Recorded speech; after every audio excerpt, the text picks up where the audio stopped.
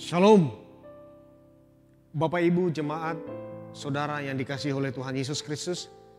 Tentu kita bersyukur atas semua yang Tuhan izinkan terjadi dan kita alami dalam kehidupan kita hingga saat ini. Dan biarlah kita tetap semangat bertekun di dalam iman kepada Tuhan Yesus Kristus. Dan saya yakin di hari ini pun ada banyak kegiatan aktivitas yang akan kita kerjakan. Namun sebelum kita memasuki itu, baiklah kita merenungkan kebenaran firman Tuhan dan meyakini bahwa kekuatan Tuhan akan menyertai kita. Sebelumnya kita berdoa. Bapa di sorga, terima kasih untuk anugerah kasih-Mu yang boleh kami terima hingga saat ini. Tuhan memberkati hidup kami hingga kini. Ya Bapa, sebelum kami melakukan tugas aktivitas, melakukan berbagai pekerjaan di sepanjang hari ini, kami akan merenungkan kebenaran firman-Mu.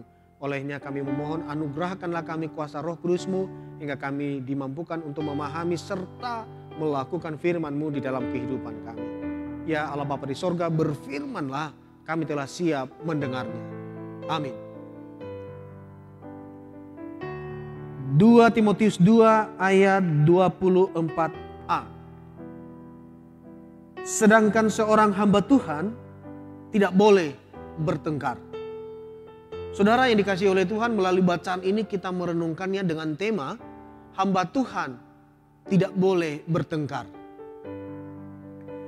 Saya pernah berdebat dengan teman di Facebook dengan seseorang, dan itu salah besar. Entah kenapa bahwa saya merasa berkewajiban untuk mengoreksi pemikiran seseorang yang tidak saya kenal, tidak saya pahami tentang topik yang sedang dibahas dan topik yang tidak ada habisnya. Yang tersisa atau yang ada hanyalah caci maki, sakit hati, dan hilangnya kesempatan bagi saya sendiri untuk berbagi, untuk menyaksikan tentang kebaikan Tuhan Yesus. Hanya itu yang diperoleh dari marah-marah dan caci maki yang dilontarkan oleh setiap hari di dunia maya oleh para netizen. Seorang ahli etika menjelaskan bagaimana banyak orang bahkan sangat keliru dengan menyimpulkan bahwa marah-marah, sekali lagi marah-marah merupakan cara yang umum untuk berdebat. Entahlah apa dasarnya. Namun saudara yang dikasihi oleh Tuhan, Rasul Paulus dalam bacaan kita menasihati Timotius dengan peringatan yang sama, bahwa hindarilah soal-soal yang dicari-cari, yang bodoh dan yang tidak layak. Engkau tahu bahwa soal-soal itu hanya akan menimbulkan pertengkaran. Sedangkan seorang hamba Tuhan tidak boleh bertengkar, tetapi harus ramah terhadap semua orang.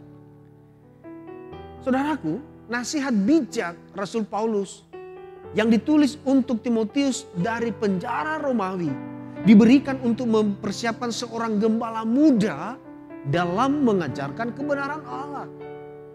Nasihat Paulus tersebut juga tepat untuk keadaan kita sekarang, terutama ketika pembicaraan yang berlangsung menjurus ke masalah iman. Kita perlu dengan lemah lembut untuk menuntun orang yang suka melawan. Sebab mungkin Tuhan memberikan kesempatan kepada mereka untuk bertobat dan memimpin mereka sehingga mereka mengenal kebenaran. Saudara, berbicara dengan lemah lembut kepada orang lain bukan hanya menjadi tanggung jawab para hamba Tuhan, tetapi kita semua.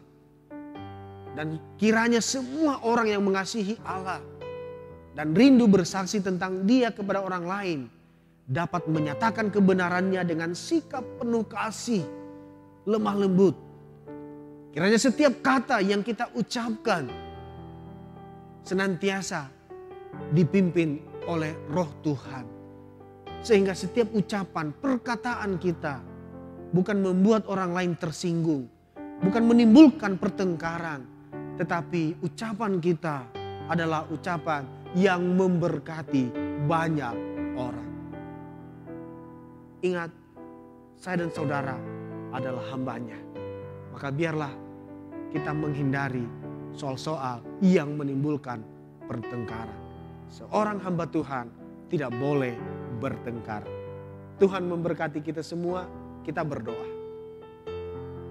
Bapa di sorga, terima kasih untuk firman-Mu yang dapat mengingatkan kami kembali bahwa jati diri kami adalah seorang hamba Tuhan.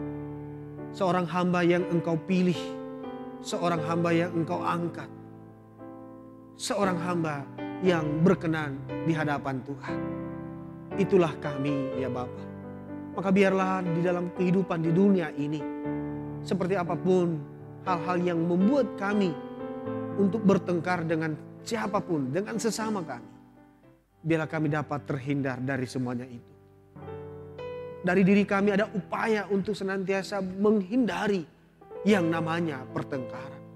Tetapi ya Bapa, berkatilah kami, ubahkan lisan kami.